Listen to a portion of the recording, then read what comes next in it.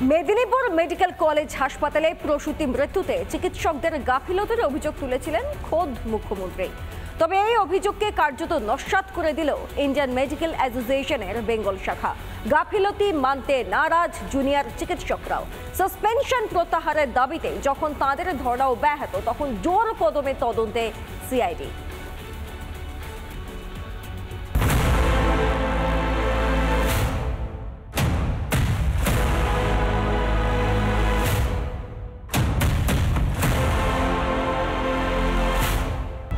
পারদ চড়ছে মেদিনীপুর মেডিকেলে। সাসপেনশন প্রত্যাহারের দাবিতে চলছে লাগাতার অবস্থান ধর্ণা। শাস্তির যৌক্তিকতা নিয়েও প্রশ্ন জুনিয়র চিকিৎসকদের। প্রতিবাদীদের পাশে দাঁড়িয়ে আগে প্রেস বিবৃতি জারি করেছে আইএমএ। সোমবার মেদিনীপুর মেডিকেলে এলো আইএমএর প্রতিনিধি দল। আইএমএর প্রতিনিধি দল এলেন এবং যে কথা তারা বলছেন খুব চাঞ্চল্যকর দাবি করা হচ্ছে আইএমএর তরফে, যে চিকিৎসকদের যে গাফিলতির কথা রাজ্যের তরফে বলা হচ্ছে, এখনো পর্যন্ত সেই গাফিলতির কোনো তথ্যই কিন্তু মেদিনীপুর মেডিকেল কলেজ থেকে পাননি তারা। বরং এই গোটা ঘটনা নিয়ে একটা স্বচ্ছ তদন্তের দাবি জানাচ্ছেন কিন্তু ইন্ডিয়ান মেডিকেল অ্যাসোসিয়েশনের সদস্যরা। এদিন প্রিন্সিপালের সঙ্গে বৈঠক করে আইএমএর প্রতিনিধি দল। হাসপাতাল থেকে তথ্য সংগ্রহ করে তারা। এই তথ্যগুলো নিয়েই আমরা যাব, ডিএমের কাছে যাব, এমনকি প্রয়োজনে আমার মুখ্যমন্ত্রীর কাছেও যাব যে এইটার কি ব্যাপারটা বলুন। আগে আপনারা কেন সাসপেন্ড করলেন? আগে তো শোকজ করে সবাইকে তো বলা হয়। অন্যদিকে প্রসূতির মৃত্যুর তদন্তে নেমে মেদিনীপুর মেডিকেলে আসে সিআইডি। সোমবার সকালে ফের সিআইডি আধিকারিকরা তারা কিন্তু মেদিনীপুর মেডিকেল কলেজে এসে পৌঁছলো এবং এই মুহূর্তে হাসপাতালে যাচ্ছে এবং আজও কিন্তু দিনভর বিভিন্ন তদন্তের বিভিন্ন তারা করবেন।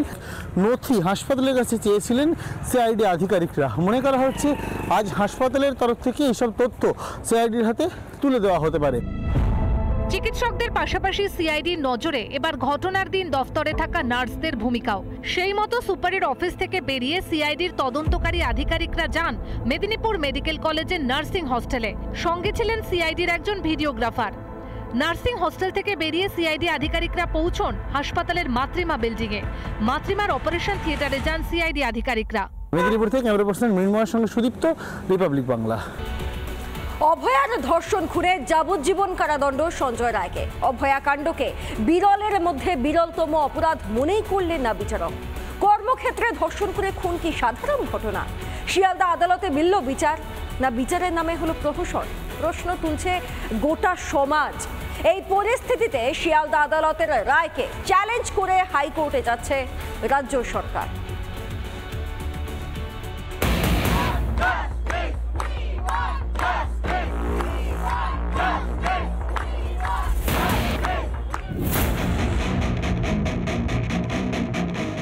ধর্ষক খুনি সঞ্জয় রায়কে যাবজ্জীবন কারাদণ্ড দিলেন শিয়ালদা আদালতের বিচারক। কর্মরত অবস্থায় চিকিৎসককে সরকারি হাসপাতালের ভিতরেই ধর্ষণ করে খুন।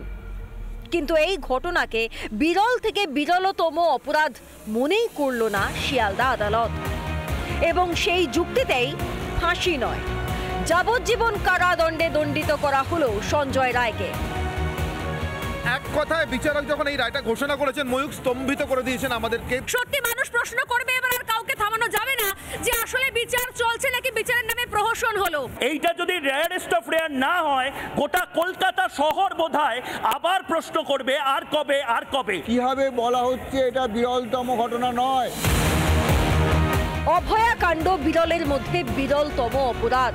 সঞ্জয় রায়ের যাবজ্জীবন নয়, ফাঁসির দাবিতে লড়াই চালিয়ে যাওয়ার কথা জানিয়েছেন অভয়ার পরিবার। পাশাপাশি প্রশাসনের ভূমিকা নিয়েও ক্ষোভ উগরে দেন তারা। এটা সিবিআই প্রমাণ করতে পারেনি, সিবিআই ব্যর্থতা। সন্তুষ্ট অসন্তুষ্টর ব্যাপার নয়, আমরা পুরো তদন্তের উপরে সন্তুষ্ট নই।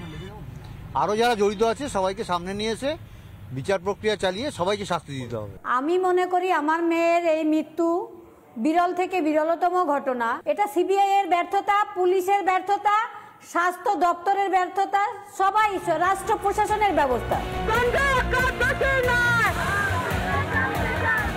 এই সাজাকে প্রহসন হিসেবে মানছেন সহ নাগরিকরাও। শিয়ালদা আদালতের বাইরেও ক্ষোভে ফেটে পড়েন সাধারণ মানুষ। সোচ্চার হন আন্দোলনরত জুনিয়র চিকিৎসকরা।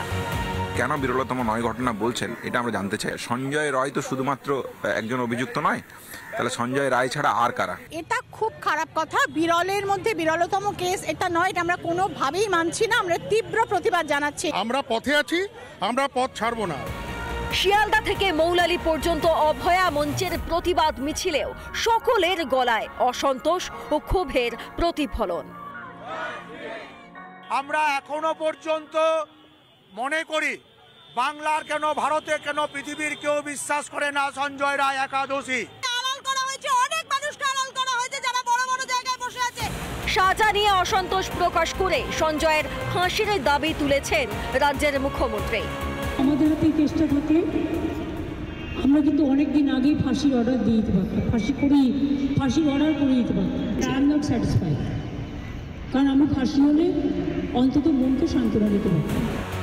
বিরোধী দলগুলিও এই রায়কে প্রহসন বলেই মনে করছে।